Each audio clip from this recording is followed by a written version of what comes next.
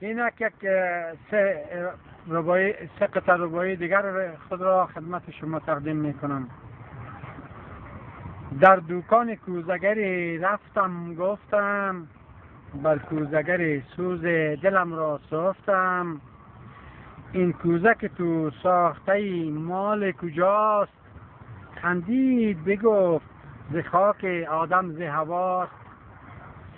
آن می که حیات جاودانی دارد، بس لذت ایام جوانی دارد. از جام می توحید می خور مدام، این جام که آب زندگانی دارد. شاگرد بودیم اگرچه استاد شدیم، شاگرد بودیم اگرچه استاد شدیم. دیغم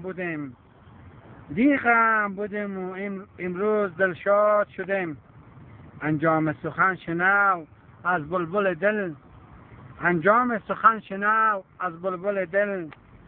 از خاک بیامدیم و برباد شدیم، از خاک بیامدیم و برباد شدیم.